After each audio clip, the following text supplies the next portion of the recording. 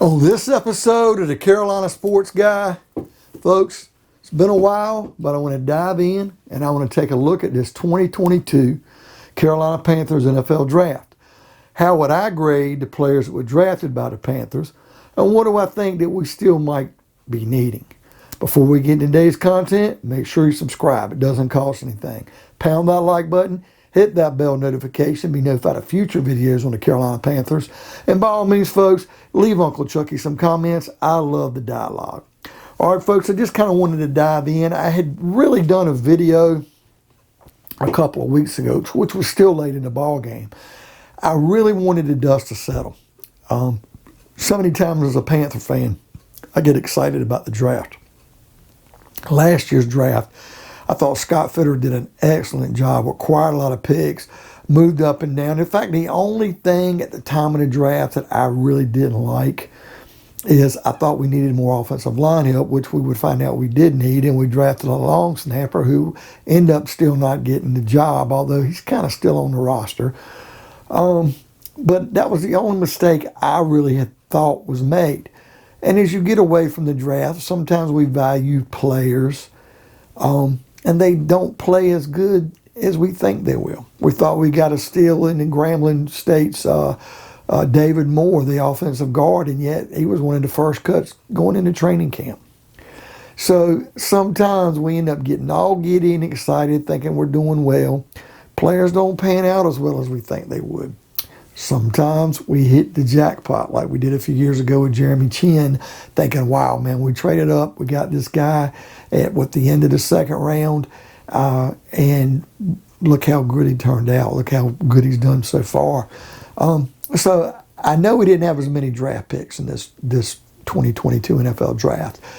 And I still felt that we really needed to look at things, and we really had to address this offensive line. Going into this draft, we had a couple positions on defense, a couple on offense that really needed to be addressed.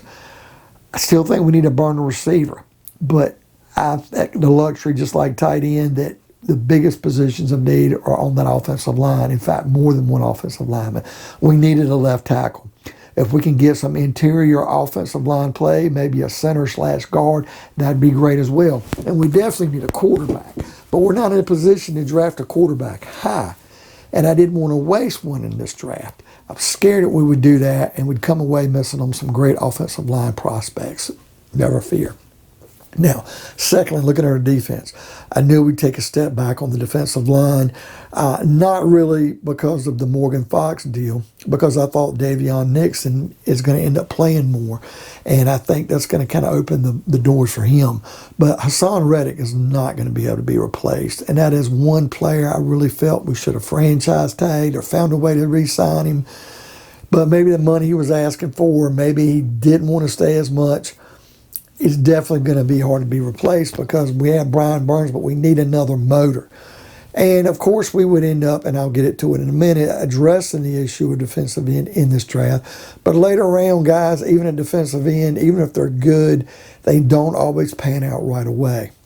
And remember, we drafted Yetur Gross-Matos a few years ago in the second, and he still hasn't really panned out yet. And I hope that is going to change and come to fruition, that maybe we'll get more out of him this year. I really felt that we needed to draft a safety. I think our secondary is pretty much set. But a nice safety would be good, but wasn't worried about it. It's more like backup or special teams. I wasn't sweating that. But the biggest position of need, in my opinion, on defense is a linebacker. It still is a glaring need.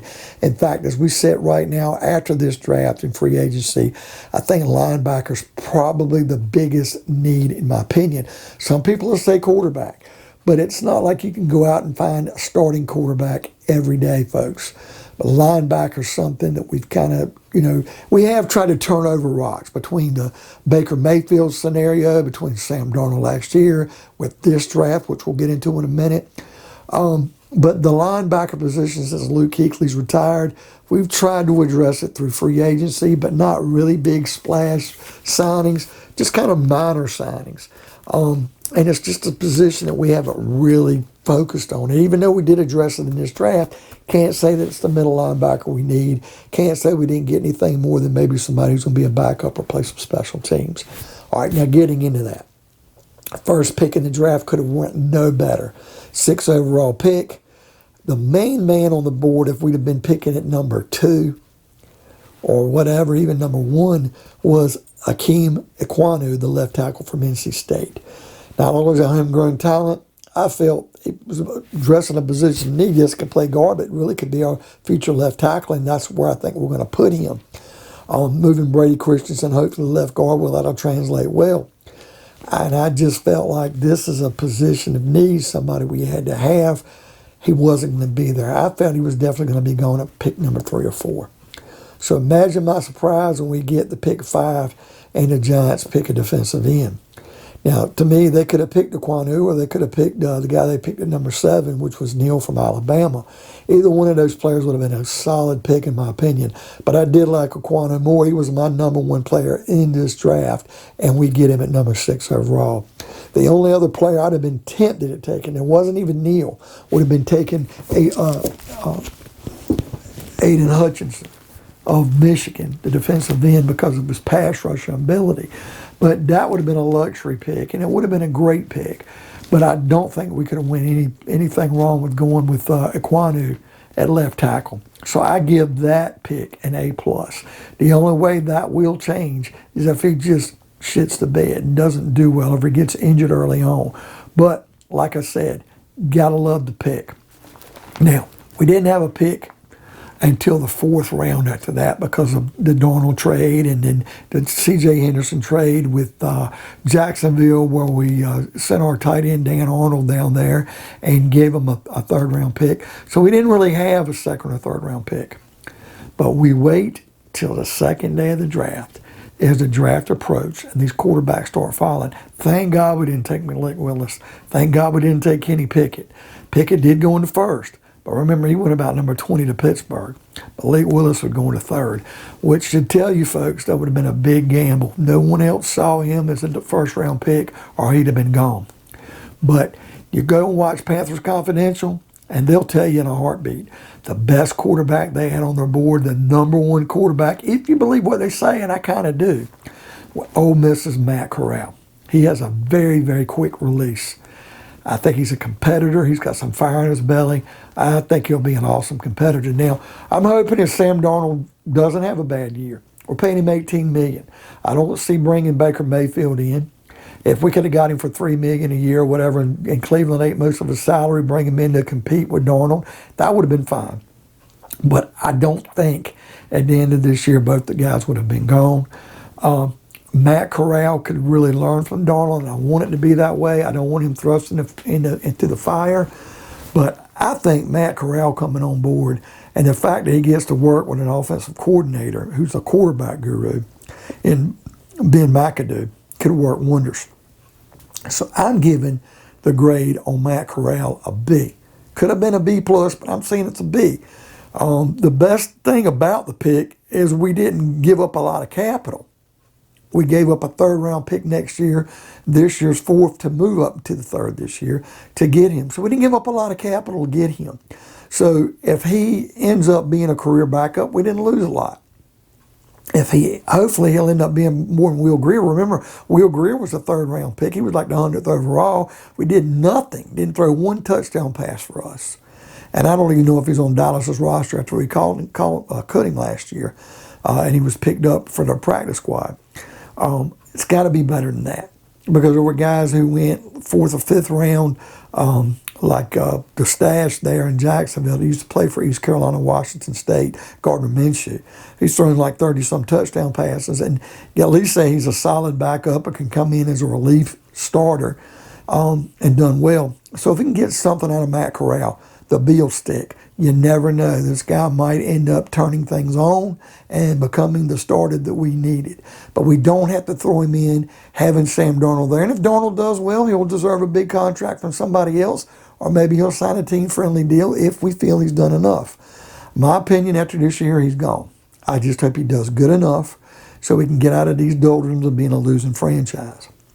Now, 4th round pick, position of need linebacker, Brandon Smith. Now, he's more of an outside linebacker. See him as a special teams guy.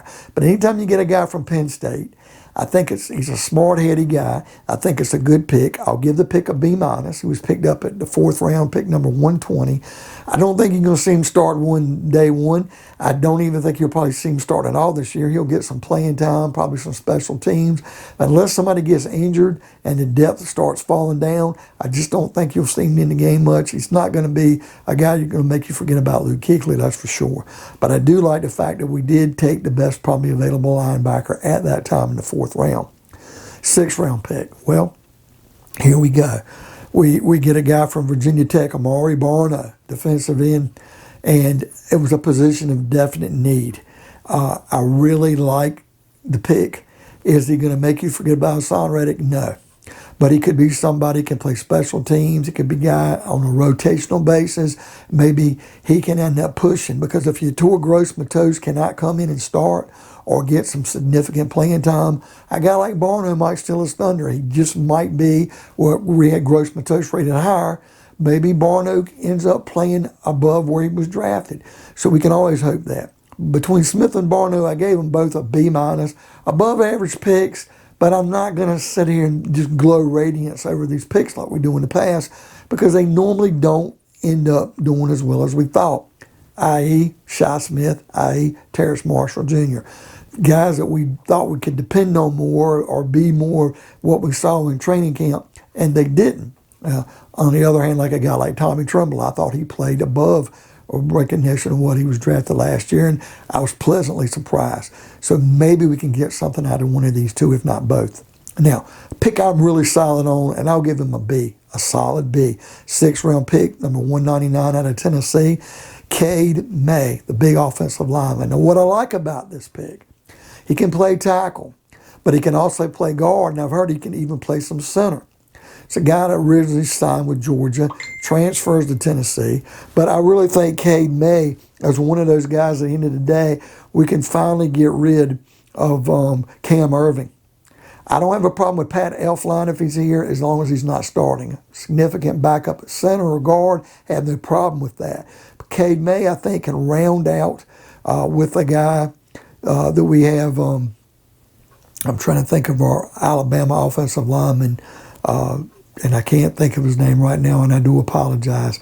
But the big man we got last year in the draft from Alabama, I'll put the name below right here.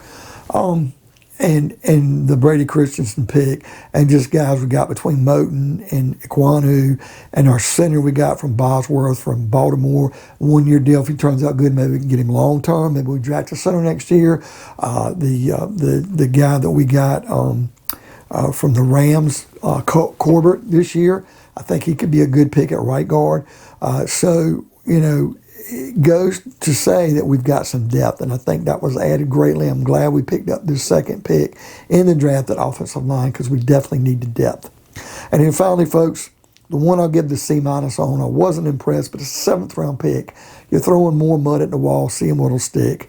Kalen Barnes from Baylor. So he's a Matt Rule guy. He knows him. I kind of wanted to go with Smoke Bundy, the safety from Auburn. Saints get him as an undrafted free agent. But at pick number 242, if anything, he's got speed. Maybe he's special teams. Maybe it's depth.